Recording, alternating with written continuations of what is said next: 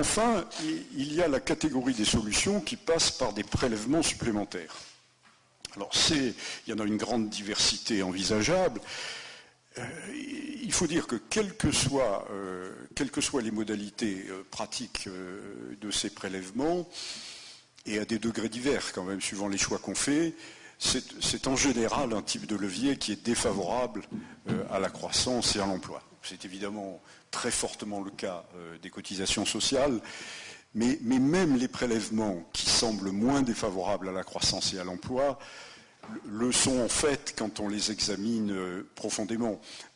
Pour aller à l'extrême, prenons une proposition comme celle de la TVA sociale, qui justement est pensée pour être la moins défavorable possible à la compétitivité et à la croissance. Mais même une proposition comme ça, bon, elle ne taxe pas le commerce extérieur. C'est déjà ça, donc de ce point de vue-là, elle n'est pas directement un handicap pour la compétitivité. Mais ensuite, vous savez, il y en a plusieurs versions de cette TVA sociale. D'abord, dans certaines versions, elle taxe soit les amortissements, soit les investissements, auquel cas ça crée quand même un problème pour la compétitivité et la croissance.